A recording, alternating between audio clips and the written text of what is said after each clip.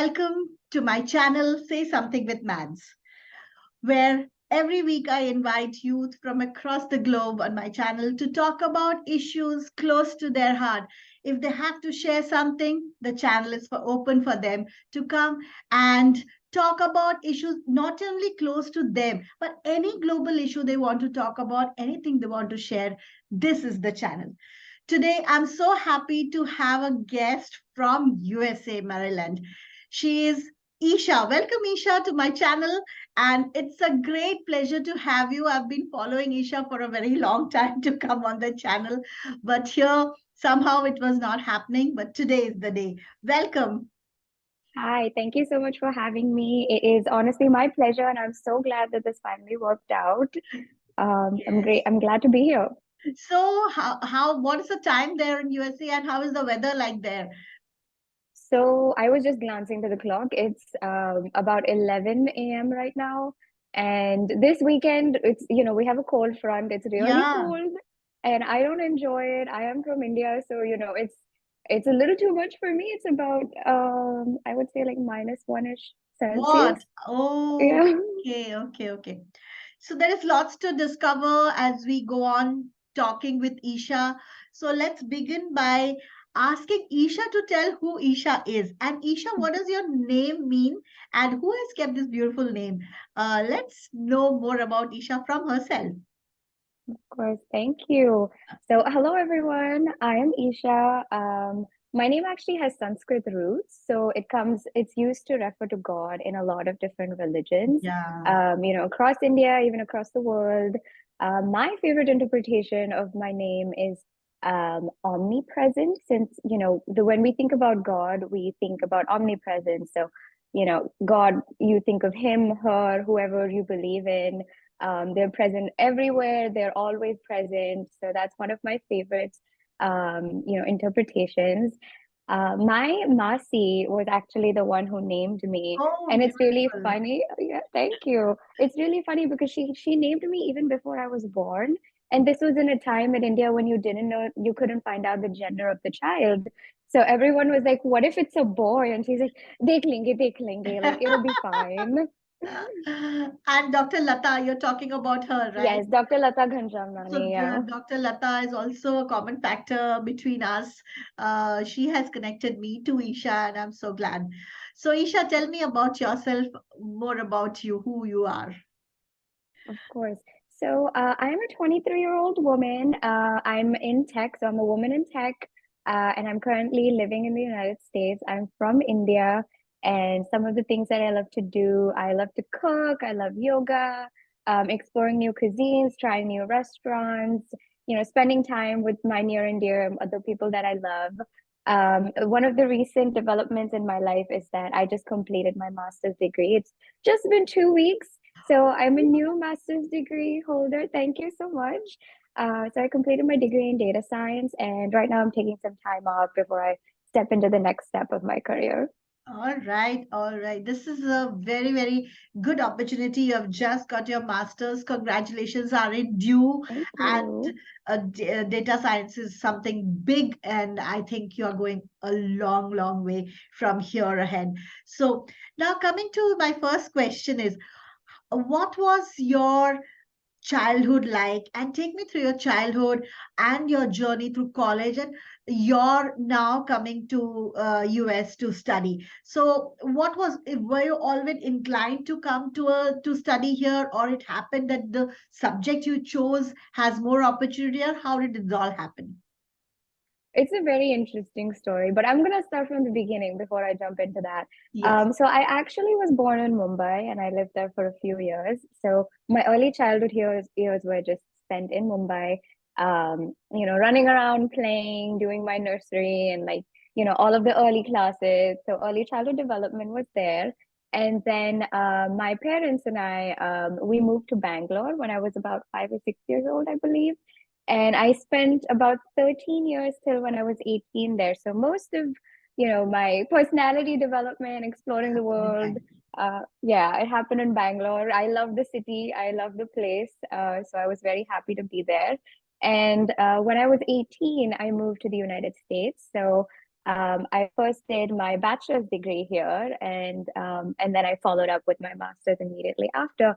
But your question about moving to the States, it was actually random, if I may say.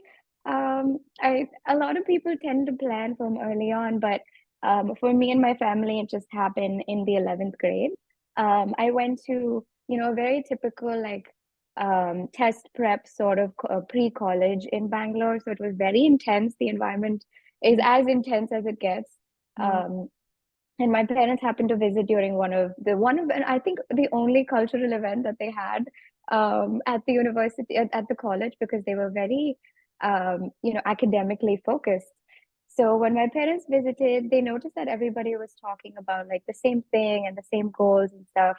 And they were like, maybe there is something beyond this, and maybe there's mm, something that, we're not thinking about yet. And my mom got to work. She started her research. She got on Google, did all of her Googling, and she found out about the SATs. mm. And, I actually remember the moment because she came into my room and she was like, "Do you want to get the SATs?" And I was like, the typical like 11th grader who's like, it doesn't matter. I'm already giving so many tests. I was already giving like 4 or 5. So I was like, let's just add one more to the list.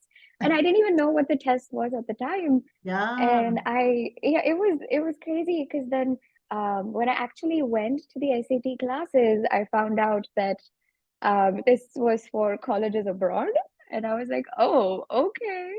And I was open to it. I was really open to it because I came from, my learning process was a little bit different. Like I was always the type of student who asked questions. I would get reprimanded sometimes for asking too many questions, Mm, and asking the whys. I was always I grew up and I was raised to ask why.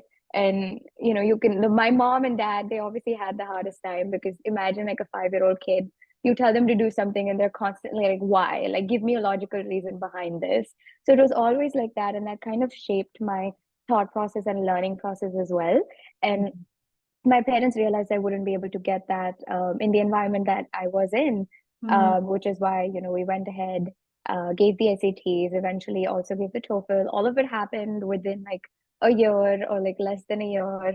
And within a year and a half, I was here, ready to start my university. So it Wow, was very lovely. quick process. Great. So, when you were talking about this, I was listening to this. This is what most of the youth go through.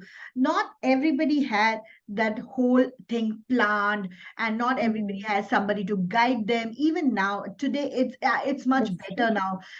My son Hmm. is 23, and I realized that when he asked me this question now, why didn't you send me abroad? We didn't know that time that we're not like, okay, people, those who have somebody will go. We don't have Hmm. somebody in US, then why would you go to US? You study here. But there Yeah, are it's also so many, really far. So there's so exactly. many I mean, people, factors to count in. correct. So that your thought that, okay, let's give another exam and see what it is. It's so endearing. All right. So I'll take back to the time that when you first came to US at the age of 18. So what was that one thing you missed about India when you landed in US and you were starting? So what was that one thing? What does it tell? Do you remember those days? Oh, 100%. Because believe it or not, I actually went through a similar feeling a few weeks ago, even when I've been at the university, combining my bachelor's and master's degree for about 5.5 years. And I went through the same feeling that I did the first day when I came to the university. Like my first thought was, first of all, I'm here. Like, is this real? Is this happening? And I was only here with my mom. My dad couldn't make it to drop me off. So I remember where I was standing with my mother, and I was just looking at her and I was like, is this really happening? Am I here? Because it all seemed very big and even Yeah, you were just overwhelming, 18. honestly. And I was yeah, really young. I was really young, and just looking back, it was very overwhelming. But I did, take it in a stride. I took it as it came. But one of the most, the biggest thing that I still miss about India is the food. It food. has to be the food. I over the few visits that I've had, since I've moved, I've realized that it's not just about the food. I think it's about how food is integrated into our culture and our society itself. Yeah. Because if you're happy, you're celebrating with food. If you're sad, you're celebrating with food. You're hungry at 2 a.m., you're having like a hot cup of Maggie, putting some Amul butter into it, and eating all of that. Just So nostalgic. just, Yeah. yeah, Every emotion. nostalgia. And So also, it's a whole sense of community and culture. I just miss what food does in like wrapping all of that together.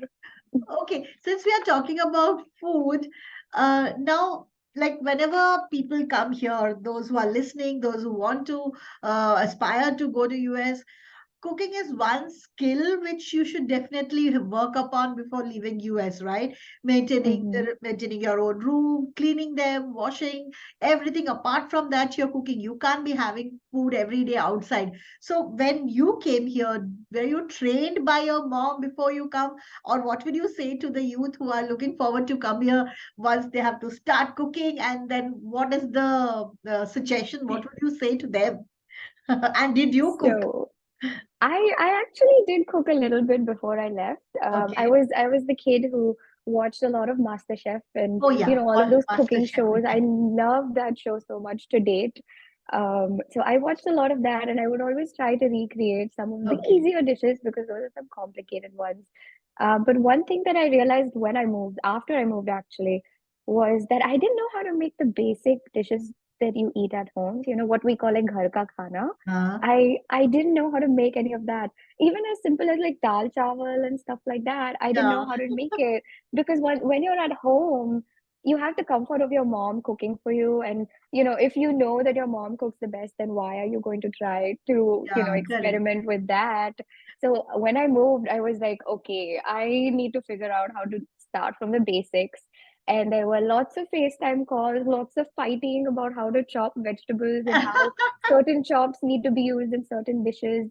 It Okay. was it's too much still. I just roughly chop whatever I want because I don't enjoy that at all. Were you living alone or you had a group of people? You must be living with some other friends that time. So did you live with some Indians or you had a mixed culture kind of group? So my roommates came from across the lands. Oh, We like to say. So I was the Indian. There were a couple Americans. We had like Americans like who were born here, Americans who lived abroad and then they decided to come here. So it was a very mixed group. And there were some people from South America as well. So I got to learn a lot of different Lord, that's what, cuisines yeah. and foods. Yeah, Yeah. and I think one of the cuisines that I've really learned to love over the Mexican. years is like Ethiopian food. Ethiopian. Oh, wow. Yeah, I love Ethiopian food. They have like a specific bread that they make. It's called injera, Okay. and it's supposed to be like I think it's the healthiest grain, but don't quote me on that. And it's like a very family style of eating. So there's a lot of different Oh, foods that you put nice. on the bread and eat it. So All it's right. it's pretty awesome. Okay. Going back again to those days, what would you say was your biggest challenge and how did you overcome that? So you said food, you missed food. Other than food, what was it that you found that people are not prepared? However much you are ready mentally, you get your winter clothings, everything right. But what is it that the big challenge which you're not ready to face and you suddenly face it? What is it that you can share something, some anecdotes or something, how you overcame that? I think it was, learning how to accept and cope with your mental health. Okay. That was definitely something. It took me a very long time. I'm still learning. I think it's a process. You're always growing. But around my second or third year, no, actually, it was my second year of college. I learned that I do have anxiety, and I, decided to get help and like talk to professors and like even professionals about it. And it was, the process of reaching to the point where you talk or like you accept that you need to talk to someone was, in my opinion, for me it was harder than the actual point of like doing it, Okay. because you first need to accept that this problem exists before you can actually try to solve it. And the littlest things seemed like a big, a huge mountain to cross on some days. But because of the right people around me and the proper mentors and everyone and people that I felt that I could honestly just communicate with. I was able to, overcome this, and I'm still learning the tools to cope in healthy ways and to navigate these. There's always new paths in everybody's life, no matter where you are or where you Yes, live. it's true. So just learning all of the different tools to navigate through all of these changes, um, You it know, was definitely one of the biggest challenges. Isha, when I was talking to another girl from India yesterday, she was also going through depression in 19 when she was 19, and she was sharing her very coping mechanism and how it helped her. She designed an app for mental, Oh, yeah, that's impressive. yeah, she decided to use AI to make an app for early detection of Oh mental my God, depression. I love that. Yeah, so what I was trying to say is that whether you are in India or whether wherever, whichever part of the world, if it is some kind of a mental issue you have, and you have depression, anxiety, whatever, this is very common among teens. And Mm. the best way you would say is to early detection to know that, yes, I'm in that phase and quickly seek help. Yeah, Right? being able to detect it and accept it, Accept. I think that's the first step, and that's the biggest step. And What would, having, oh, sorry. I'm sorry, go ahead. Yeah. What would you say that told you that you are depressed? What are the symptoms or what are the signs you think that, yes, I think I need help? I think for me, it was actually like my academics. I Oh, was really struggling on like the littlest things and even like learning the littlest things. And I talked to, and these were things that I'd known for a longest time because, as you know, like the education process in India it's pretty rigorous. They yeah. make us go through quite a lot, and Yeah. in a way that like helped me like prepare. But I realized that even though I knew what I was studying, because of coping in a new environment, in my second year, surprisingly, not even my first year, I did like surprisingly well in my first year. But in my second year, after I visited home and I came back here, I realized, Yeah. there were a lot of things that I was missing and a lot of like emotions that I just decided to Suppressed bottle it. up. Yeah. Correct. Yeah, exactly. I had suppressed it so much that I was living in a survival mode for a very long time. So it was just me trying to get through the day, get through the week, get through the semester. Mm, And at one point, I was like, I'm definitely not understanding things that are really simple. correct. And I'm, struggling to even like get out of bed on some days. And I ended up talking to one of my professors about it, and he was like, you need to get help. This isn't okay. Okay. It's happening. You need to accept what's going on. And I remember I was standing outside the counseling center and I was like, do I want to do this? Is this because once you go in, there's a label that's being put to what's Yeah. actually happening to you at that moment. And it was definitely, it was difficult hearing it, but I did need to hear it so that I could get to the point that I am today. Beautiful. Yeah. So, mhm, This is amazing because to vocalize that first of all, to say that, yes, I need help is needs a lot of courage. And moreover, to talk about it that, yes, I sought help is also an example for many youth who are listening that this is out in open and please go and ask help, mhm, just like Isha did, or just like my other guests. Many teens who come have faced this and they have come out of it because they recognized it, that early symptoms. Now, coming to mhm, another important fact, which you told me, but I want you to tell, yeah, our listeners, our viewers, that yoga was something which helped you to connect, to build up your community and your peers, and you actively practice yoga since childhood, and how this yoga connected you, and you came out of this phase with the help of yoga. So, what is the importance and how did it help you? So yoga has actually been a part of my life, I would say since Mumbai, since I was about 2 years old. My nana, so my mom's dad, was the one who introduced me to it. I was a tiny little toddler, and he started with, the basics. He started with the shlokas and stuff like that. So more of like the spiritual side of yoga. He would make me learn all of these shlokas, and I remember some of them to date. I definitely don't recite them as well as I did when I was a Okay. younger kid. But he was the one who introduced it to me.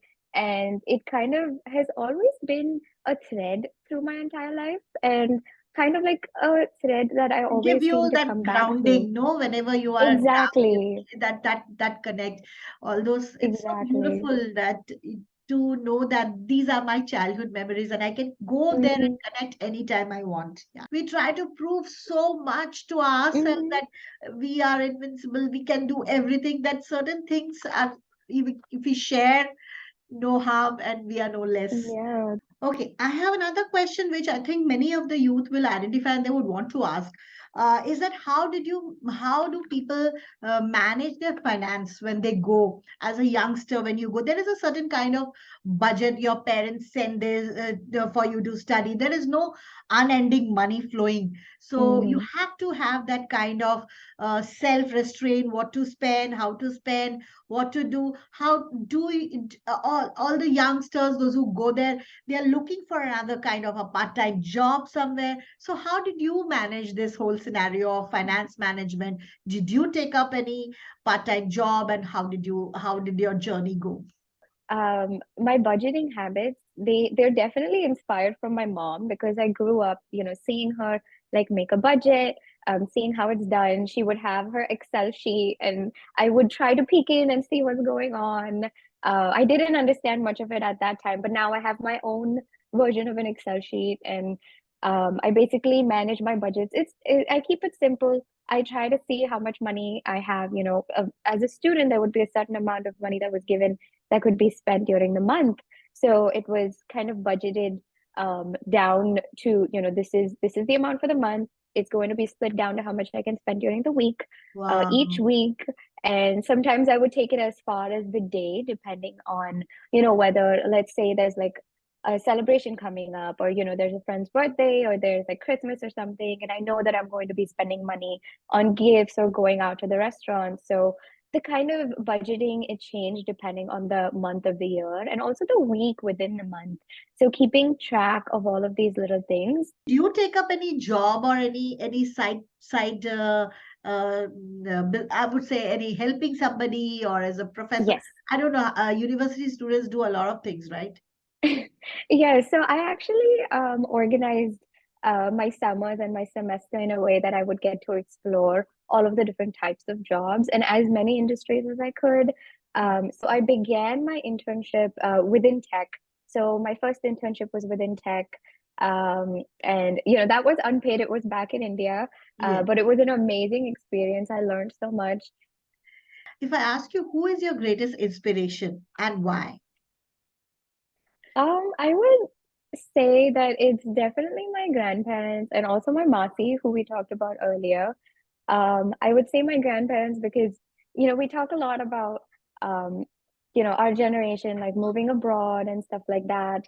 But my grandparents were the ones who left, a small town in, the southern part of India, and they moved to Mumbai, and it was in like, I would say, I think it was the early 70s, That's a if I'm not big thing. wrong. That's a big thing. Yeah, Yeah. and it was all on like my nana's education and my nani's, support, and just both of them working together to raise an entire family in one of the biggest cities in India.